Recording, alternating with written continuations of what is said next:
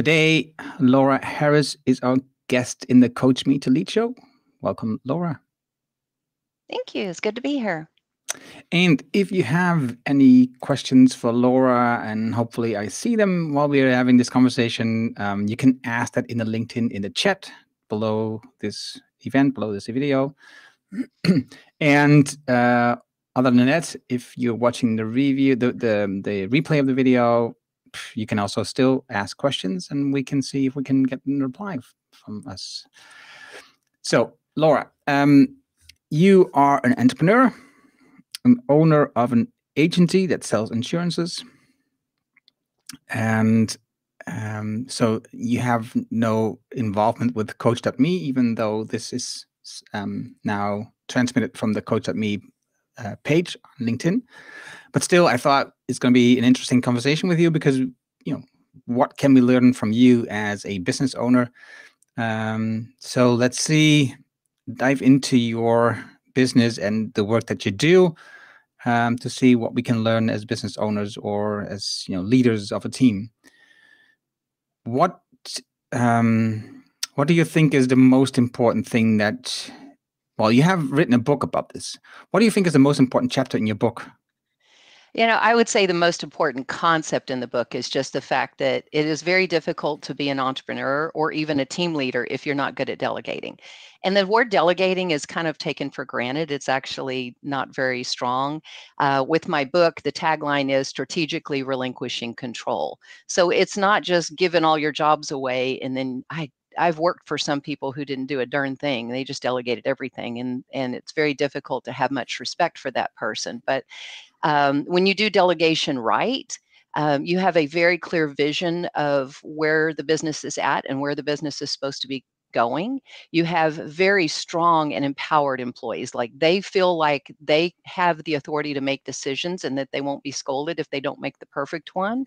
And you have very strong systems in place. In the Allstate world, I'm very much known as the systems queen because every single job, I sit down with the people in my operation and we decide what's the best way to do the job. And then that's the way the job will be done until somebody comes up with improvements. So there's tremendous clarity around what specifically your job is supposed to look like. And so it takes a lot of stress off of people when you delegate, but you delegate in a way where they are understand the vision, they feel empowered, and they see strong systems. And do you also then put those systems into like a book or a online book, something where everything is written down? You know, I'm 62 years old. So when I started in the insurance business, we didn't have computers.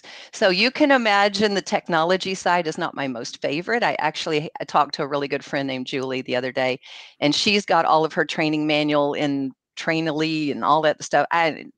Mine is in a Word document. It is very well defined. Everybody knows where to get it, and it's simple.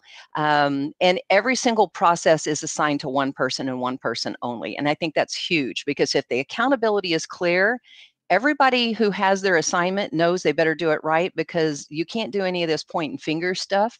And blame somebody else if something doesn't get done. So right now it's in a Word document. I should probably be more technologically sound, but that's just the way it is for today. And you say there's one person responsible for each thing, but does it also mean that they cannot do things together? No, they can work together. We really don't need to very much in the insurance industry. So when I say that every single process is assigned to one person. An example of that would be there's only one person that calls all the people who didn't pay their bills on time. There's only one person who follows up with changes that are made to make sure the billing is right. There's only one person for following up on claims. And the reason why there's only one person is if you've got that tremendous clarity of accountability. I used to do a lot of consulting, and when I was consulting with a group in Baton Rouge, Louisiana one time, I went and asked one person, who handles the cancellations for clients in your office? And she said, well, I do sometimes, but usually it's that girl over there. Well, I waited until she wasn't looking and went over there, and I said, who handles the cancellation in your office? And she said, well, I do sometimes, but usually it's her. which means probably nobody was doing it. And that really was eye-opening for me to have this complete understanding that if you've got too many cooks in the kitchen, then nobody takes responsibility, because everyone feels like if it falls through the cracks, it's really not a big deal. Well, it's a big deal. I have to be able to know that things are assigned out to people. I have to know that I know exactly how they're doing it each time. And I have to know that if they're not getting their job done, they're going to come to me and tell me.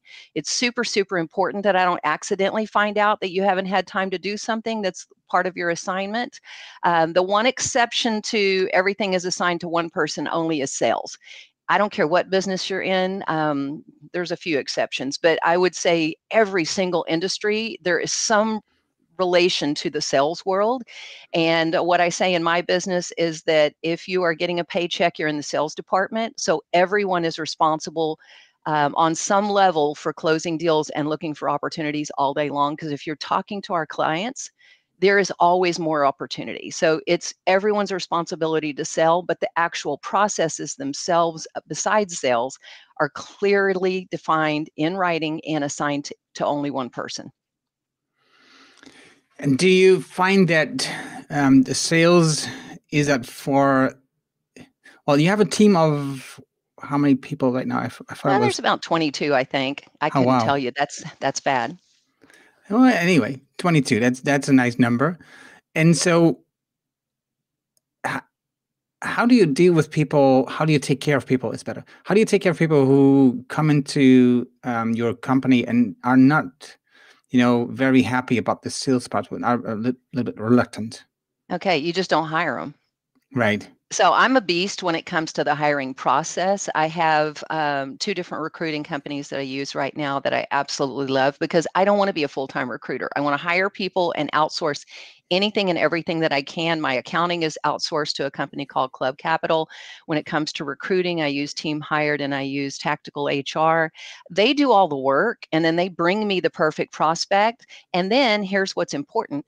We do a lot of personality profiling. There's 2 different companies we use, Omnia and Ideal Traits, so that we can go down at a molecular level to see, is this person even capable of sales? Because they aren't, we don't want them in the operation. It's just going to frustrate them and frustrate us. And I hate firing people. The first time I had to do it, I cried for 2 days before I did. I hate firing people. So being really clear upfront before you hire someone that this is part of the job. And here's what I used to do. This is really terrible. I used to tell them, I have 2 openings. One's in sales, the other one's in service. Sales is going to pay a lot more, but you're going to have to be able to take rejection. If you're going to be offended every time somebody tells you no, you can't do sales.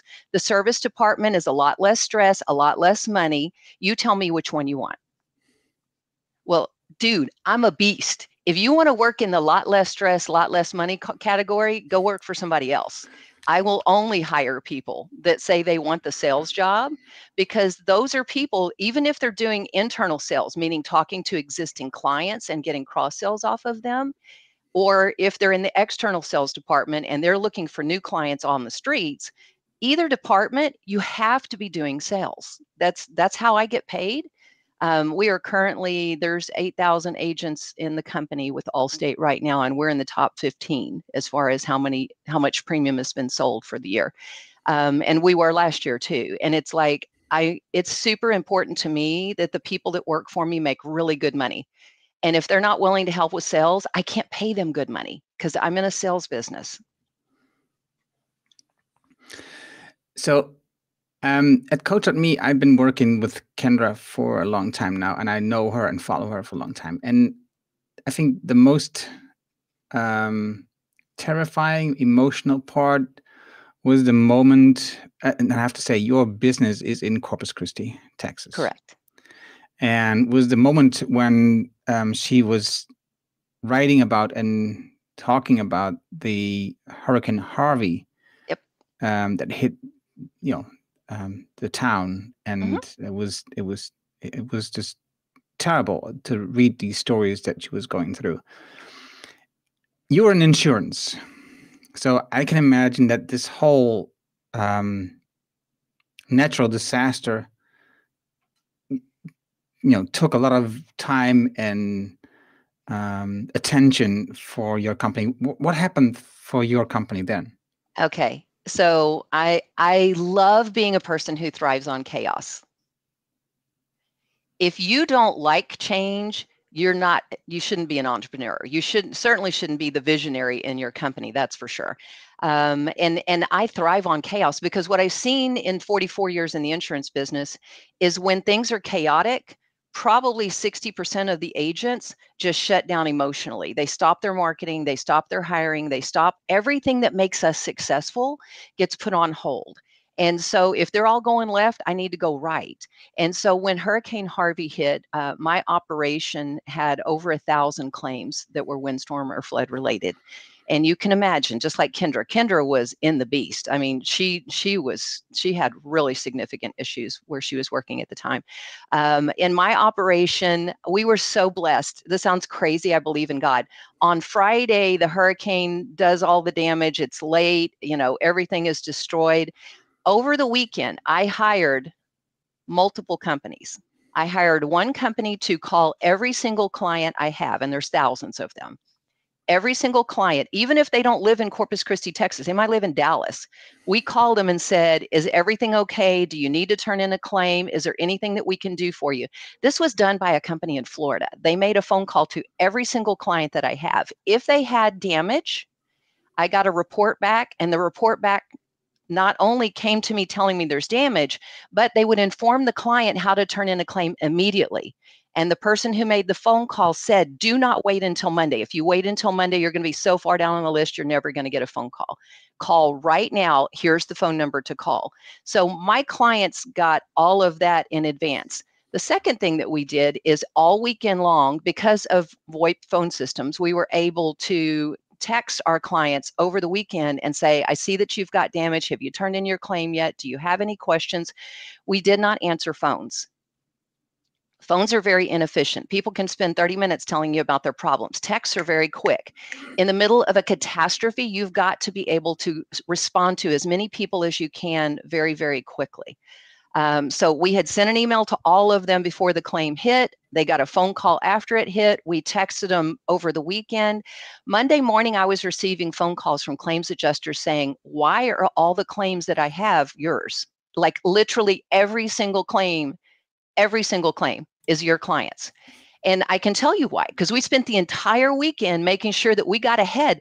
The other agents weren't open until Monday. They didn't do anything until Monday, and they didn't call every single client. They didn't email every single client, and they weren't spending an entire weekend responding to every single person that they knew that they had damage.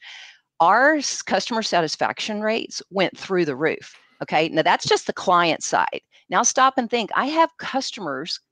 Great, we're taking care of them, but my biggest concern is my employees always. My loyalty is to my staff.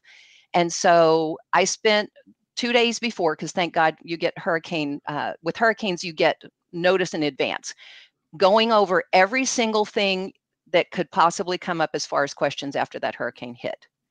How is a fence covered? How is a tree covered? Is the tree covered if it needs to be taken away? Yes, but only if it's damaging the building, not if it's just in the yard. All of these things, okay, fences are covered, but fences are not covered for flood damage. Fences are only covered for actual cash value, not replacement cost. We spent hours going over all of these things so that everyone in my operation felt knowledgeable. So before that storm hit, they had a piece of paper with every single thing that I thought could possibly come up in writing so that they knew how to answer every single question. It's so important to me that my people never feel like, I put it this way, my team is more knowledgeable than most agents that are entrepreneurs like me.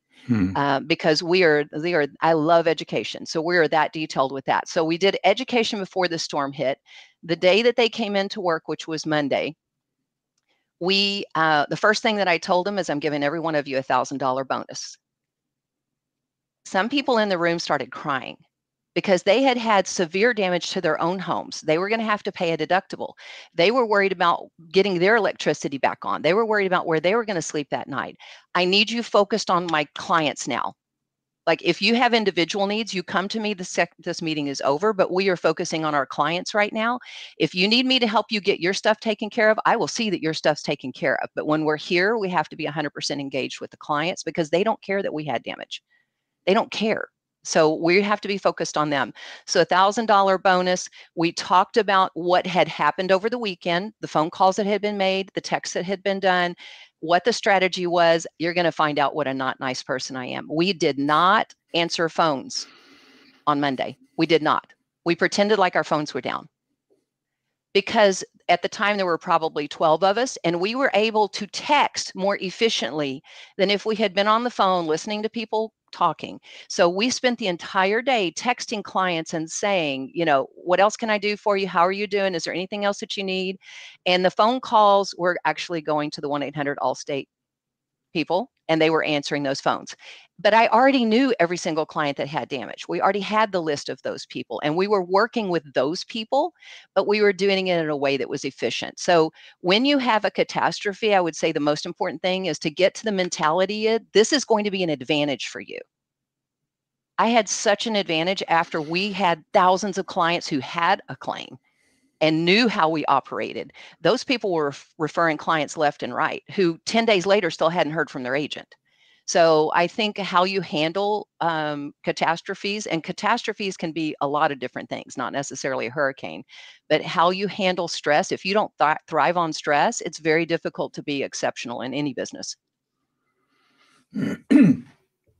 I like what you just said, in the days before the storm hit. And that's, of course, you know, that's an advantage, because when you have a storm warning, you have some days to prepare, but still what you did was like scenario planning. And I'm really a fan of scenario planning, when you look at all the possibilities. Because at the moment when the storm is coming, you don't know how severe it's going to. You know about the storm, but you don't know what the effect is going to be on the houses and everything, infrastructure, the phones, everything. But you had like different scenarios. You had them all thought out, and that's just, I think it's really important as an entrepreneur to do more often.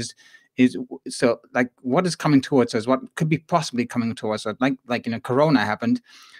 How could we prevent this in the future? What could we do? What kind of things can we expect more? So I think, of course, in the insurance business, it is probably even more important, but any entrepreneur should do this. Yeah. Yeah. And it actually starts with the day one when you're hiring people. Because think about it, you have to have them so groomed that when the catastrophe comes, even if you have no notice, it could be a tornado and you get no notice at all, that they're prepared. Education is huge. We spend 2 weeks with every new person going over every single possible scenario that we can think of and making sure that they're prepared. In addition to that, and I don't work with anyone that is not licensed. I require everyone to have the exact same license as me, and I treat them. Sometimes a client will call and go, well, your secretary said, and I'd stop them immediately. I don't have secretaries. They all have the exact same license as me. They know everything I know. So if you ask them a question, they're going to answer you the exact same way I did, because it's back to the book, Surrender to Win. If I create a business that revolves around me, then all the clients want to call me because they don't trust anybody else out there. It's my job to sell. No, those are knowledgeable people. And by the way, if you've already got a business that doesn't function that way, it takes about 18 months. But you have to, number one, educate the people that you have working with you so that they really would respond exactly the way you would on every situation. You have to constantly be reinforcing that, and you have to be convincing your clients that you don't work with dumb people. I mean, if I find out somebody can't keep up at the pace that I go, then we just get rid of them and we find another body. I sound a little cutthroat, but we are not going to be average. We've never been average. I don't want to be average. In 29 years, our goal has always been, to be in the top 5%. And we haven't always been there, by the way. But our goal is to be clear with that. And here's why it's important to me. I have 3 employees that in the last 90 days have purchased their first home. That is more to me than any award any company can give me. I couldn't care less about the awards. It's important to me that I bring on people, I change the trajectory of their life, and we catapult them into a place where they are so knowledgeable, they're so confident, and they're so good at educating our clients that our clients not only want to do business with them, but they want to send referrals. So it's super important that you're building confidence. Now, not everybody that comes to me has confidence. They all have sales skills. They all have the ability to sell. They don't all come with confidence. So it's my job to build a confidence, but and weed out people who are never going to be able to be confident. How do you build confidence? It's interesting because we have 2 new employees who we just started training in the last 2 weeks. I like to do a lot of the training in the first 2 weeks. And a tremendous amount of it is not only giving them the education, but helping them understand if you make a mistake, it's not life or death. We sell 52 products. You are going to make mistakes. So if you're not sure on something, say, you know what, that's a great question. That hasn't come up in ages. Let me do this. Let me research it. I'm going to call the underwriting department and then I'll call you right back. You may not be calling the underwriting department. You may be going and looking at that paper that says their fence is covered with replacement cost or actual cash value. It doesn't matter where you're getting the answer from, but you act like, oh my gosh, that's not a normal question. We don't run into that very often, but I want to make sure you get the right answer. So teaching them that it's okay to not know everything, but then the other side of that is every single Wednesday we have wacky wisdom. So Wednesday is wacky wisdom. So on Wednesday, the 22 people that show up in the Zoom meeting every morning, we have meetings every single morning and go over production from the prior day, things that have come up where it was kind of like, okay, that was not a good call. Somebody did something that probably wasn't ideal. Never throw anybody under the bus, but we go over with the whole team, hey, if this happens, this is the way you handle it. But then on Wacky Wednesday, I will grill them on, is the sidewalk covered? What happens if you want to suspend a vehicle? What if a client calls in and they don't want to pay for their child who's driving the vehicle and they don't want to pay for it? They think they should be free. And so I'm asking for about 30 to 45 minutes. And so we're constantly reinforcing the knowledge that they already have and giving them the most bizarre claim scenarios, because they're so knowledgeable that they love trying to figure out, oh, wow, okay, so that's not normal. The vehicle was actually not owned by the person that was driving it, but their dad who lives in another state, would that be covered or not covered? I love coming up with the weird scenarios, and sometimes they'll stump me. They'll come up with a weird scenario and I'm like, give me a second, I'll pull up the contract and we'll look at it together. So my job is not to teach them the answers. My job is to teach them where to find the answers, because they should never have to call Laura Harris. I am so not the center of the universe, and I'm definitely not the center of this business. There needs to be more managers than one. There's a total of 4 managers in our operation. One that manages just the sales department, one that manages just the service department, and then my daughter and myself that run the operation. It is tremendous because they are each accountable for, is their team succeeding? And then we're accountable for, is the company succeeding? So, and I'm grooming my daughter because one day I will be out of this after 40 something years. And I want to make sure that me leaving doesn't change a thing. So right now, when it comes to weird decisions, I try very, very often to just say, I don't know, Kristen, what do you think we should do? And I do the pause up thing. They laugh at me because I literally throw my hands up and go, I don't know, what do you think we should do? And I'm teaching her how to make decisions at a corporate level, because at some point in time, she's going to have to be making all those decisions without me, because I'm so going to be gone when I'm gone. I am not going to be helping. I'm going to be gone. So my job now is to teach everyone that they don't need me. But that starts on day one when you open a company, because if everybody thinks that they can't get it right without coming to you, then your job is not much fun. I was told when I was hired by Allstate in the corporate home office in Chicago, you are never going to make it. No one's ever going to buy anything from you. You need to quit now. Why? Because they didn't like my sales skills in trying to sell a product. And most of it was that I was just a nervous wreck because I didn't like having to perform in front of people. Which is hysterical because now I'm a professional speaker, so that's fun. But at the time, I was very nervous about having to. And she told me in front of my class, "You need to quit now. No one's ever going to buy anything from you." Well, people aren't always going to believe in you, so you have a choice. Are you going to let that light a fire in you, and you decide what your self-worth is, or are you going to be questioning yourself? For the next 7 months, because that was in May. Every single morning, this was before we even had a cell phone. I didn't have a cell phone. We would write down on a piece of paper, 1994, write down on a piece of paper, I am laying on the beaches of San Juan with my honor ring on, because there was a trip you could win that year if you sold enough policies to go to San Juan, and you would get a little ring the first year that you won your trip.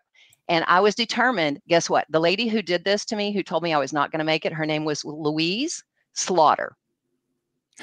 And so I thought about Louise Slaughter every single morning when I got into work, and every single morning I would write that sentence down, and every single morning I would decide that I have control over my future. Louise Slaughter does not have control over my future, and I have to teach everyone else in the operation to operate at that level. I get beat up all day long. Clients don't like a 40% rate increase, and sometimes those things happen if they have a bunch of claims. Clients don't always, and a lot of times it's because they're dealing with tremendous things in their finances or their health or all these other things that don't even have anything to do with me. I had to read a book, the guy's name is Brandt, called Unoffendable. And it was a beautiful, beautiful, they did a great job. And it's a Christian book, but it did a great job of like getting yourself to a mental place where when you're attacked, at 9 o'clock in the morning, you're not shut down for the day. It's like, no, I have to recover quickly. Now, is there something I could learn from that situation? Is there something I could have done better? Is there something I should have said differently? But you learn from your mistakes, and you don't let the other person's behavior determine your psyche for the rest of the day. And I was not like that when I first started. Every single person that was mean to me, like I would shut down for the rest of the day, and that's life. But it's not acceptable to allow that for your staff either. I have got to train them to get to the place where one more no is just getting you one step closer to the next yes. So that first trip, I don't have to ask, you won, of course. Of course. And so that was because that was the story in the beginning of the book, of your book, where you found, okay, I am now the center of my company, and that's not how I want it to be. And now you're having like a family business. You are preparing your daughter to take over the business and to grow it even further. One thing so I'm not from the US, if you didn't know. Yes. I can tell. So one thing I didn't understand is you have an office in Corpus Christi. Correct. And you don't live there. Let's make it even more complicated. I actually have two daughters that work in the business, one that wants to run it, the other one does not want to run it. So both my kids work in the business. I also have my son-in-law working in the business. He runs the sales department. And I've got my granddaughter who just turned 21 a couple of days ago, and she is also working in our operation. So there's a lot of family in that situation. And Brooke is right. Brooke just said, best mother-daughter duo ever. She is somebody who I went to mentor under whenever I was a new agent. Brooke's amazing. But Kristen and I work together really well. We don't always, put it this way, there's times when we butt heads. We don't always agree. And sometimes I need to spend a day or two praying about, okay, God, like, am I supposed to give in on this one? Or because my gut's telling me we should go left and she really feels like we should go right. If I don't let her make mistakes now, then what's going to happen long term? So, and sometimes she's right. So don't get me wrong. Just because we don't agree doesn't mean I'm right. But there's very few things where I put a line in the sand and say, no, it's going to be my way because I'm the boss right now. And next year, y'all can do whatever you want or whatever. But, the situation currently is up until 2021, we had the Corpus Christi operation. Then Kristen moved to a little city called Temple, Texas, which is up by Austin in the middle of Texas. And we purchased another Allstate agency there so that she would have a business to go to. So now she's got an operation there. So there's actually two locations now. And 14 years ago, I married a Canadian, fell in love, ran away from home. He made me wait 2 years because he didn't really think I could run the business from Toronto. But eventually we got married, and now we've been together in Toronto for 14 years. So I run the business 100% remotely. About every 90 days, I'll go down there for a week, sometimes two, but typically no more than one. And so if you don't have a tremendous leadership team, you can't do that. If you don't have processes defined very clearly and know that they're all getting done, you can't do that. If you don't have constant communication, we are together every single morning, and both the sales team and the service team meet for an hour each week to go over what's working and what's not working.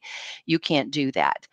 Not something I would recommend. There was only one situation ever where I had an employee make a really bad decision that was unethical. And I was on a plane at 6 the next morning in the office in Texas by noon the next morning and had a conversation one-on-one in person because it's like, yeah, so it's not ideal. It's not something I would recommend, but it's worked out for us. How do you stand then, even though last thing you mentioned was it's not ideal, but how do you stand with the whole idea of working remote for employees in a company? Yeah, during COVID, we had moved everyone to remote positions for a while. And by the way, I know what efficiency looks like. And every time customers walk in to drop off a payment and spend 20 minutes drinking coffee, we are not efficient. So COVID was an awesomeness because we got a lot of people who we could now get to stop bringing in a piece of paper and sitting down and wanting to drink coffee and visit with us for 20 minutes. So it allowed us to be more efficient. Because of COVID, I was able to keep the door shut for a very long time. And true story, we had one of our employees who was out of the office for 11 months because she still has issues with COVID. She's still, and that was from the original 2020, she's had COVID problems. So we kept the operation shut down, which made us so much more efficient. There's nothing you need to do that we can't do over the phone. We have electronic signatures. We don't need physical people in an operation anymore. Now, having said that, I don't like remote hires. Because what I learned with COVID is some people work really well on their own. They have the discipline, they have the drive, their numbers are even better. I had 2 people who actually functioned better at home alone. Their numbers went up.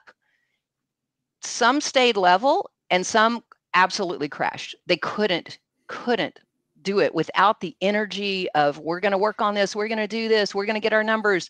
They just couldn't do it. So some people had to go back to the building sooner than others, but we have 5,000 square feet. So we just put some in one room and some in another room way down the hall.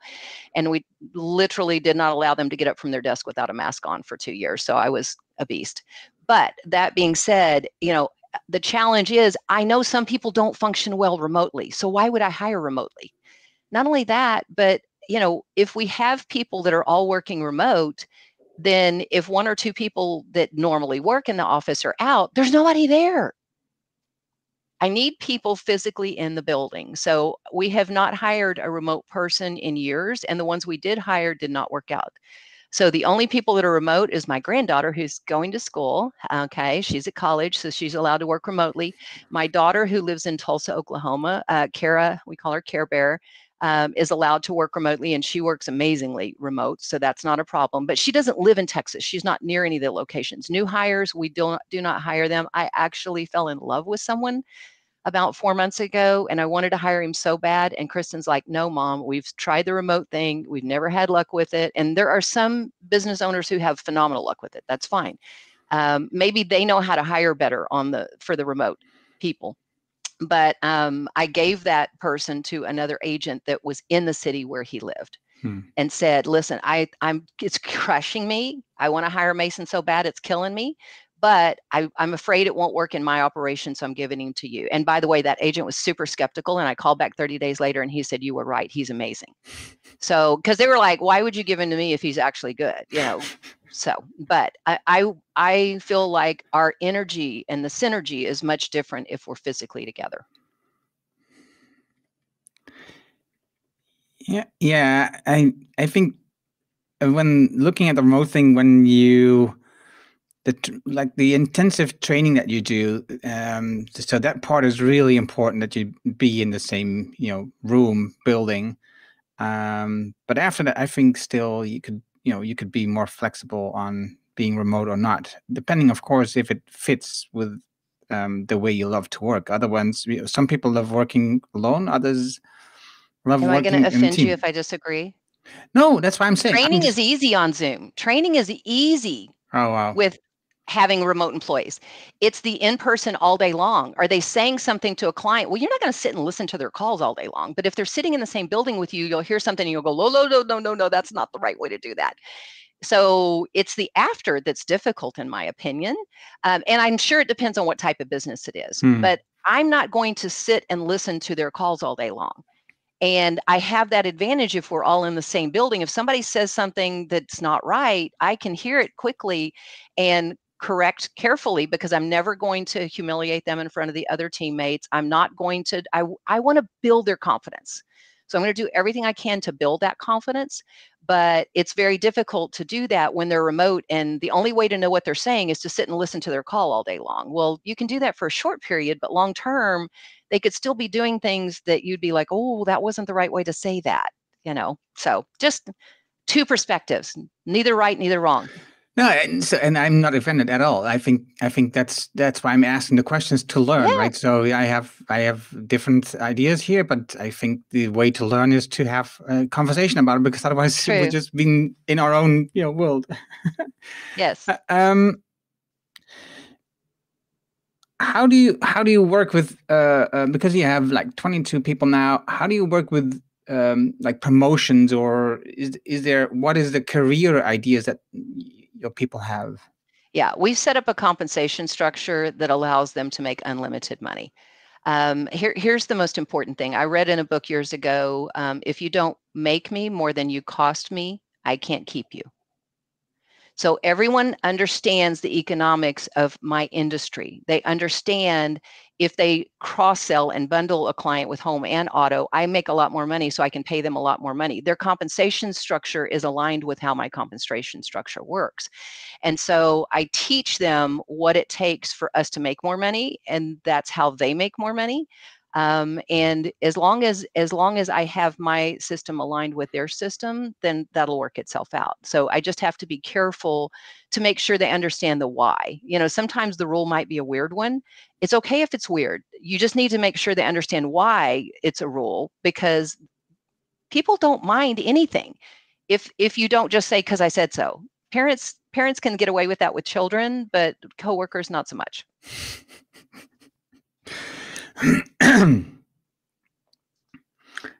What do you think is the most important thing that you do in marketing to attract new clients? I would say have exceptional, hyper-responsive service team. Because for us, we've been in business 29 years. We get tons and tons of referrals from existing clients. In addition to that, I'm madly in love with search engine optimization. We use a company called Search Perfect. Danielle at searchperfect.ca she's done my search engine optimization for 12 years. That girl makes the phone ring. She does Google ads for us. She keeps up with Facebook stuff so that there's stuff out there. She's posting that thing, not me. Just don't tell the clients. Okay. She keeps up with all the search engine optimization stuff. We do some direct mail. Sometimes it's wonderfully effective, sometimes not so much. The most important thing is you just got to be on the phones. Everyone in my operation is supposed to be on the phones between 3 and 4 hours a day. Yes, we look. And at the end of every day, they have to write down how many hours they actually had, 3 hours and 23 minutes. They're going to write it down on a piece of paper, because I want to make sure they're paying attention to, ooh, I only had 2.5 hours today. I'm not going to make a good bonus this month if I don't have more time on the phone than that. It's literally talking to people all day long. And so for the sales department, it's talking to strangers. We have prospects that we have quoted in the past. We're calling them back. We have customers that we had written years ago. Maybe we lost them at some point in time. They're calling them back. And then the service team is talking to existing clients and looking for opportunities. Do you see there is how far do you think that you can grow with your company? Well, right now we're bringing in $22 million a year to Allstate. Wow. And it's growing. And if you're still growing when you're that big, that's a huge accomplishment, because most businesses get to a certain level and then they hit a wall and then they just never. So if you're not constantly hiring, you're not going to keep growing. If you're not constantly investing, we invest $20,000 to $30,000 a month in different types of marketing. If you're not constantly putting money in the business, you're not going to be driving prospects to your sales team. So it's going to be very difficult for them to have an impact. Okay, so the first concept of the book you shared was delegating. Mm-hmm. So we're almost ready to close our conversation. What do you think is the next important part that you should do as an entrepreneur? Oh, definitely building the right leadership team. Because when I first started, it was me and 2 people. They didn't know insurance at all. And I trained them, then I hired more and I trained them. Then eventually I had to hire a manager because I couldn't answer everyone's questions all day long. So part of strategically relinquishing control is building out your management team. If it wasn't for the fact that I've got Kristen, Bill, and Grace, each running a segment of the operation, we would have stopped growing 2 or 3 years ago for sure. I want to share this comment. Can you see it? And she mentored me back a billion years ago whenever I started. Brooke's amazing. Brooke Barron, thank you for the comment. Well, this was a wonderful conversation. I want to show this first. So the video of this conversation will be published on Coach.me on the blog. The audio will also be on Spotify.